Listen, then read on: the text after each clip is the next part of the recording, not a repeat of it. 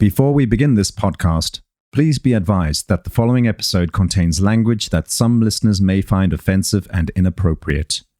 The opinions expressed by the host and guests are their own and do not reflect the views of the podcast producers. Listener discretion is advised. Welcome back to the third and final part of Gerald Johnson's story. Last time, I began my own investigations into Gerald's case, talking to several key witnesses. Was Gerald carrying a gun on the day of his crime? Officer James Regular denies it, but there's another witness left to talk to. Next, I call up Daniel Cates to confront him about what really happened. That's the conversation you'll hear next on this episode of Voices of a Killer. Hello. Hey, Daniel. Yes. I'm sorry to bother you. I know it's kind of random. I have a podcast and I interview people that are in prison for murder. And, Sure. and I'm interested in this case here because I'm just looking at the witnesses and everything like that. And I know everything that happened that day. I've been speaking to Gerald Johnson, who is the guy that carjacked you guys. Mm-hmm. And he's very adamant that he didn't have a gun that day. And I just watched the whole video. The police officer said he didn't have a gun. Your wife said he didn't have a gun. What kind of gun was it that you saw? What I told the officers and what I seen was him jump. He didn't jump. He came out the window, fell on the ground, grabbed I couldn't identify exactly what kind of gun it was. I seen him grab it. I wanted to believe, honestly, brother, that it wasn't, on down the road. That wasn't what it was. Do you think that maybe it wasn't? Because it's kind of a serious matter. Because here's what I'll tell you: he's a changed man now, and he takes responsibility for what happened with the car wreck. But he just swears that he didn't have a gun, and that actually put him a whole lot more time in prison than it actually would if he didn't have the gun. So we're just trying to clarify, you know what I mean? Because there's the police officer and your wife that said that he didn't have a weapon. Yeah, well, the police officer wasn't even there. The police officer wasn't even on the scene yet. He was chasing the guy. He didn't even get there in time. Is it possible maybe that he didn't and you just thought maybe something was like that or what? No, brother, I'm going to tell you right now, I know what I saw, and I swear to God, when he jumped in my car, I thought, and I told him, I said, you can take the car, just let us out. He looked over at me crazy, and I just knew then. I was like, no, I'm not going with this dude. Sure. Pulled the handle, jumped out, and I really thought in my back of my head that was it. I was shocked. I know that you had a podcast and you tried to reach out to me one time before, I think, and I sent you an email and said I appreciate you doing that, but that is not the case here. That is not the case here at all. He jumped out, ran over towards this drain in the street. I want to say whatever that is, the sewer drain. I don't know if he did something then at that point in time, but yeah, I know it was very adamant that he didn't want to be caught with any kind of firearm. But the point of the fact is that I know what I saw, and Sure. I know what the guy was doing. Sure. You used the word I thought. So are you 100% sure that was a gun in his hand? I know it, when I said that, yes, I believe that in my heart, that's what he did. Yes. I mean, I want to believe, be honest with you. What'd you say your name was? Toby. Toby.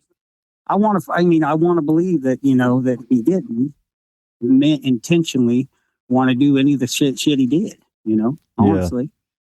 Yeah. At the time, hell, I was a drug dealer. I did not want to testify against this guy. I was like, I just wasn't going to do it. But my mom had told me, what he did was wrong. You need to step up. What he did was wrong, and he admits to all that. But he's just so adamant that there was no gun involved. And your wife was, literally touching him and says that he didn't. I just watched the video. So I just thought it was, strange. Maybe in the heat of the moment, is it possible, that you kind of could have got it mixed up? When we're talking about somebody's life here, that he's done the time for somebody that's, been vehicular manslaughter or whatever. So we like the truth. You know what I mean? That's all. Sure. And we're not saying you're a liar. We're just saying that maybe in the heat of the moment, there's a lot of shit going on. That's a serious matter, Exactly. And I know what I saw, my man. I know what I saw and I know what I felt. I know that at the end of the day, he didn't want to do that stuff, I'm sure. But I've never heard anything from him. And I know when we went to court, it was the reason he got slammed so hard was because he was blaming the poor lady he killed. He's blaming the police. He was blaming me and my wife and all this other stuff. And the judge got mad at him because he was taking no responsibility on himself. Well, since then, he's definitely, you can go listen to the podcast. Since then, he's Sure. completely, I mean, he's, dude, I did wrong. I was in gangs then and I was, a mess. He goes, the only problem I have is I just really didn't have a gun. And he hates that because it's just tacked on so much more time for him. And sometimes when I hear people talk, it's just, I feel like there's times where I feel like I believe them, Sure. Hey, man, I did my own time. And listen, I've done my own time in between now and then. Like I told you, I was a drug dealer. I've turned my life around. I spent a lot of time with a lot of these cats that, there was no evidence on file, and they believe that. They truly believe it, that's in it. But, bro, I know what the fuck I saw. All right? Yeah. I'm sorry to tell you that, but that's the truth. Okay.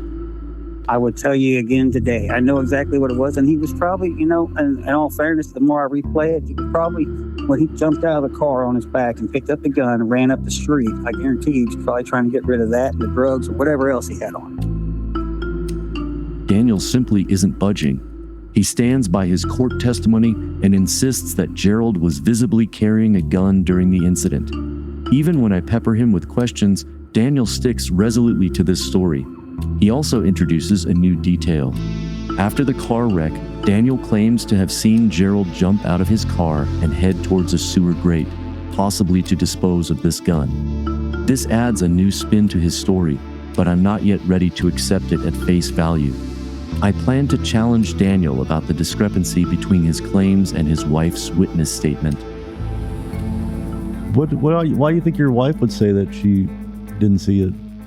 She wouldn't even testify to anything. I just watched the video of her, doing a witness statement. Yeah. So I don't know. My ex-wife wouldn't say shit anyways, bro. Yeah. Y'all aren't together anymore? No. I wonder why. No, and I get it, man. I'll be honest with you. I see a therapist regularly. And this is one of my topics that I deal with, is that as soon as I hear it, I'm like, man, I wish him and I could make some peace together, What do you mean? Well, I'd like for him to apologize. He forever changed my fucking life, man. Would you give me permission to let him reach out to you? I don't care. That's fine. Yeah. Okay. Yeah. I mean, I just I wanted do the same thing. Listen, I go to a correctional institution twice a month. I take Narcotics Anonymous in there. I've changed my life as well. And I'm into this, but at that point in time, I know exactly what I saw. I testified to what I saw. I mean, whatever was going on with him at that particular time, I understand. I get it. I want to forgive him for that. Yeah. Because I get it. I've been there, Yeah. The only thing he wanted to do was get away from a cop and kill the woman in the process. But the reason he was trying to get away from the cops because he was doing something he shouldn't have, having something he shouldn't have. Sure. And I get it. I've been there. And I could have been in the same position he's in. Yeah. I mean, just a little under a decade myself. Surprised we didn't run into each other in there. No, I get it. And I appreciate what you do. And I really do, man. But I'm telling you, I believe that in my heart. I wasn't really happy with the way the prosecution was having me word things, so to say, because they were I felt like they were trying to bully me at the time. Do you feel like they were trying to say that he had a gun, didn't he, and trying to coerce you?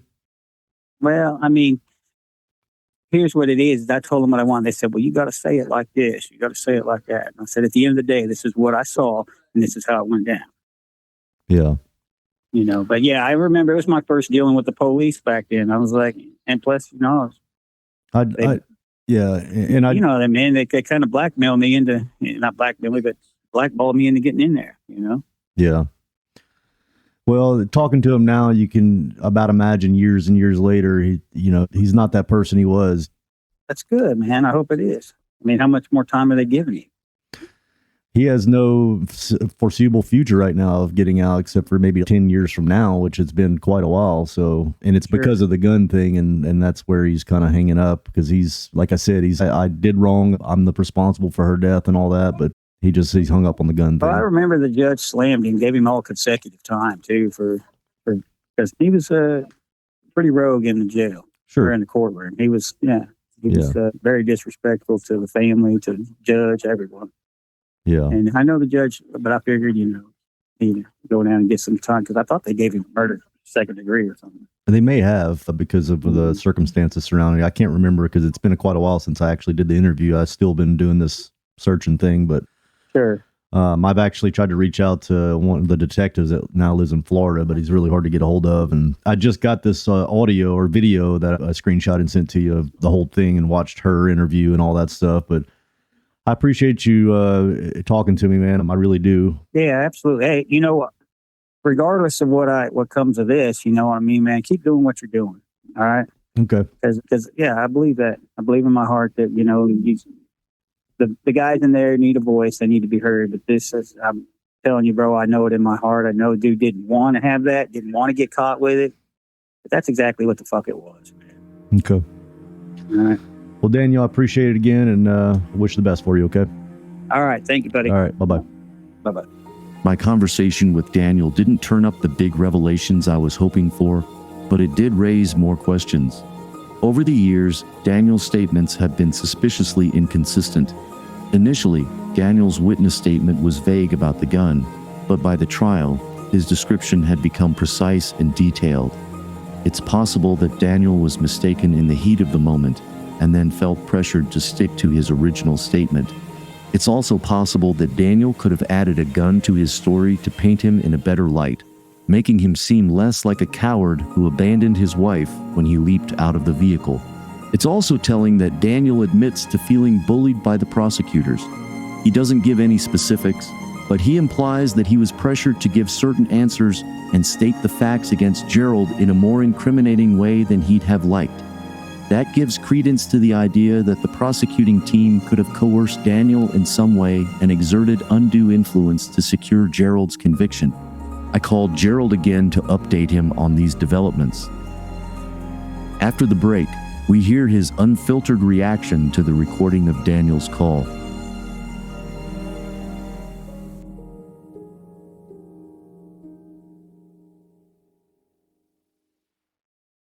Did you hear when he said the prosecutor? I felt like the prosecutor was blackballing me. Yeah, that's what I'm saying. And it's almost, you know, I do know what you're talking about. The way he words things is a little bit questionable. Yeah, for somebody to been in prison and did a decade, he could have just said, listen, man, I'm going to keep it 100 with you, Mr. Toby. He had a gun, and that's just what it is. And I would have respected that more. But him going in and saying, man, my heart is telling me that he had a gun, and the prosecutor blackballed me, was saying, the prosecutor wanted me to say this and say, that's enough right there. Yeah, I think that's enough right there to tell me that he was coerced. I think that is kind of a big deal for, you know, saying that a prosecutor wants me to say these words and things like that. That's not a good officer of the court. You know what I mean? You shouldn't do that shit. Right. But the prosecutor is not allowed to tell somebody what to say and how to say it. Yeah, no, I agree. If a person's giving a testimony, you're going to get up you under oath. You're supposed to tell nothing but the truth, so help you God. So you under oath, you're supposed to say exactly what you saw, exactly what it was to the best of your ability. The prosecutor can't write down something. It's like she's writing a book for him, saying, say it just like this. Yeah, no, I think that right there, and I've got that on recording for you. I went, ran, and hooked my phone up real quick and recorded it. Yeah, I really think he killed himself right there. When he said, the prosecutor was blackballing me because they wanted me to say this and wanted me to say that. Yeah. You know what I'm saying? It was pissing. He even said it's pissing him off. Well, yeah, think about this, Gerald. What is there extra to say? If a witness saw you with a gun, why would you be coached? I mean, it's either you got the thing in your hand or you don't. What is there to be coached upon that? Exactly. There's really nothing that I can think of. So I don't know if it's a good idea for you to reach out to him. It's a recorded line where you're at. I'm not gonna reach out to him yet. Okay. I'm not. I'm very smart. Yeah, I'm not gonna bother him because I don't want him to say that, oh, he's tampering with me. He's bothering. Nah, yeah, no, keep it like it is. That's good enough for me. What you got? So I don't know if I told you, but I reached out to him on Messenger, and he actually threatened to call the police on me because I was going off on him in Messenger. I went to bat for you, bro. You know, I called him out, and he kind of went off on me, and I went back off on him, and I'm going to call the police on you, and that's whenever I just stopped. But now he's talking. Right. Now that I got him on the phone, he didn't talk about that much. But I'm gonna tell you something. I'm gonna tell you something, Toby. As long as I've been locked up, and you know about this prison shit, when a person has done time, they see the stuff different, right? So him isn't saying that, it's eating at him. It is. Did you hear what he said? He said, I'm seeing a therapist for anonymous something, right?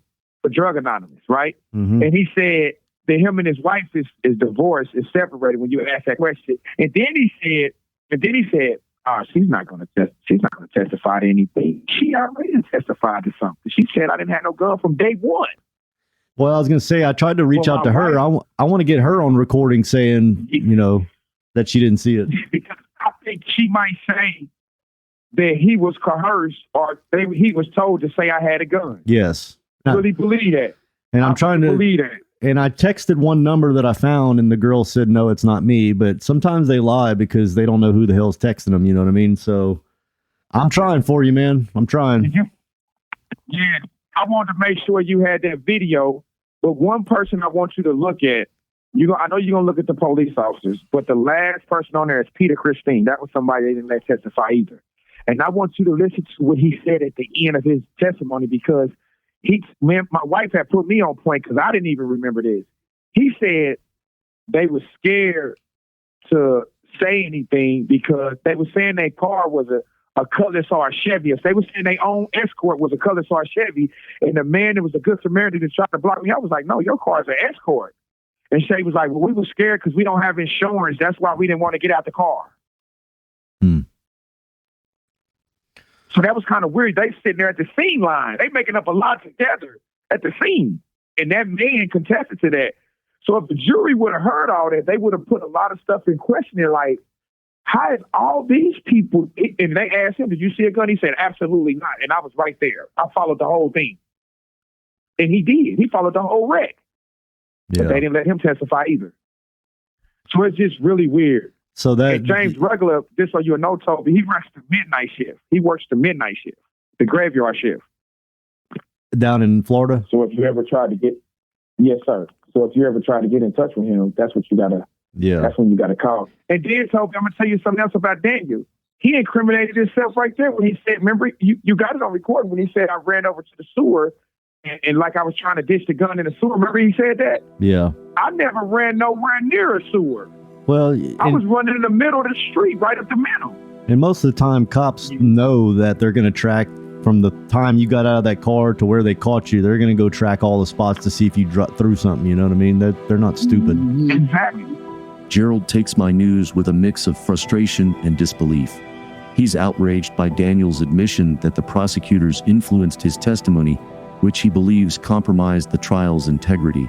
He feels strongly that the prosecution deliberately fabricated a story about a gun to charge him with felony murder. They suppressed the testimony of James Regular, coached Daniel to insist that he saw a non-existent gun, and encouraged Eric Eberhardt to change his story to support Daniel's testimony. To Gerald, this shows a grave disregard for truth and justice by those sworn to uphold the law.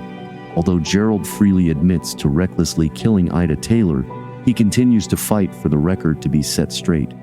Along with his wife, he's now focused on reaching out to other potential witnesses, hoping that new testimony might provide the breakthrough he needs. It's an ongoing struggle, and although I've hit a dead end, Gerald and his wife have no intention of giving up the fight anytime soon. Well, I mean, where are you going to go from here with this? Well, what I'm doing now, I got to contact this professor at UMKC School of Law, right? And his name is Sean O'Brien. And he used to be a top-notch lawyer, but he's a professor at UMKC. You know, I contacted my judge that sentenced me, Judge John R. Gray. And he got a direct line where you can call him too, Toby. You can call my judge yourself too and let him hear what Daniel's case say. But let me tell you what he told me and my wife yesterday. Was it yesterday, baby? The judge? Friday. It was Friday. Yeah, the judge. Yeah. He actually talked to you on the phone? He's a lawyer now. Yeah. Wow. Oh, yeah. Wow. What's his name? Listen. His name is John, Jon, R, middle initial R, last name Gray, Gray. That's crazy that a judge, you got his judge's number, but of course he's not a judge anymore, but. Well, let me tell you what he said. This is going to blow your mind. So I tell him, I say, Judge Gray, He said, well, when he was going to start talking about Dean Peters Baker, the head prosecutor, I said, I don't want to talk about her, Judge. I got something else better for you. I said, my wife went and picked up my file from the prosecutor attorney's office. I said, Judge Gray, y'all know y'all did me wrong. I said, man, I didn't have no gun. I got the whole video.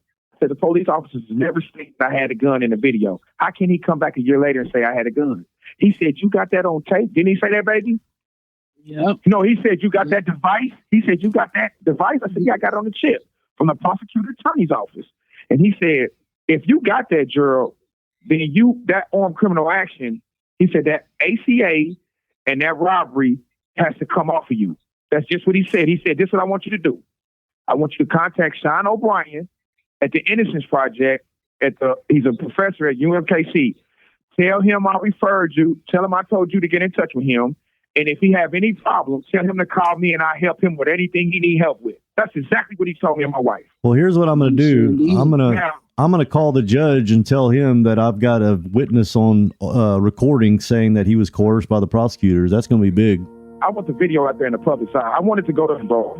Not only for me and my sanity on public, because I didn't have no gun, bro. I wouldn't even waste your time with you. But also, what you're doing, man, it's a blessing, bro. I think you should get some recognition. Something like this needs to be put out there and pushed so that the world can see it. This is ridiculous. Because it ain't no way that 4 people can say I didn't have no gun, including 2 police officers. But a police officer can come back a year later and say I had a gun. And he only coercing it because of what Daniel Case is saying about me having a gun. But then this dude then changed all his stuff up. A sewer? You never even said nothing like that. I'm saying. Yeah. So, and then you saying you feel like you was being blackballed, bullied by the prosecutor to say this and say that when that's not what happened. That's newly discovered evidence right there. I want you to do me a favor. What I would like for you to do, if you can, I want you to contact Judge R. Gray, and I want you to give it to him just how he's supposed to be given to him, Mr. Toby. I want you to say, hey, listen, I contacted Daniel Case and Gerald Johnson case, and I got that video, Mr. Gray, and I'm putting it out there to the public, and I guarantee you know what that judge going to, you know what he's going to say? Man, what do I need to do to help this man? I'm telling you, because he just told me and my wife the same thing. You know what he told me to? I'm going to tell you what he told me. Baby, correct me if I'm wrong. I said, yeah, because me and my wife finna do a video on YouTube and put this out. He said, hold on. Before you do that video or anything, contact this guy. Didn't he say that, baby? Yep, he sure did. And that's the only reason why he did the video and put it out there in the public eye yet, Toby. Okay. Well, I'll do that. Yeah, I'm gonna call him, man. And but yeah, I'm going to work for you. Yeah, I appreciate. I got you, bro. Yep. I give you my word. Yep. Yeah, I give you my word. I'm the same way you helping me, bro. Absolutely. All right. Sounds good, man. You, man. And God bless you the best, bro. Take it easy. All right, bye-bye. Thank you. Yep, bye-bye. Yep. On the next episode of Voices of a Killer. So did he ever tell you that he had fetishes about like killing anybody? To an extent, I guess. He was just into that like bondage and, yeah, but he wanted to see, but he liked to see somebody suffer and maybe all the way. I mean, obviously there's somebody dead in your case and you're saying it's not you. So, you can say that he thought like that. Did he? Or did he want to see somebody die? He did. He was just a sick person. He actually put her in my freezer downstairs. Your freezer? For how long? I had it just till the next morning. So I was there at home. So you were there all high with a dead body in your freezer? Yeah, I was. Your daughter is the victim? Yes. Holy I didn't have, the news didn't say anything about that. I want to thank Gerald for sharing his story with us today. His ability to be open and honest is what makes this podcast so special. That's a wrap on this episode of Voices of a Killer. A big shout out to Sonic Futures who handled the production, audio editing, music licensing, and promotion of this podcast. If you want to hear more episodes like this one, make sure to visit our website at voicesofakiller.com. There you can find previous episodes, transcripts, and additional information about the podcast. Lastly, if you enjoyed this episode, please consider leaving us a review on Spotify, Apple Podcasts, or wherever you get your podcasts. Your feedback helps us improve and reach new listeners. Thank you for your support, and we can't wait to share more stories with you in the future. Thank you for tuning in. I'm your host, Toby, and we'll see you next time on Voices of a Killer.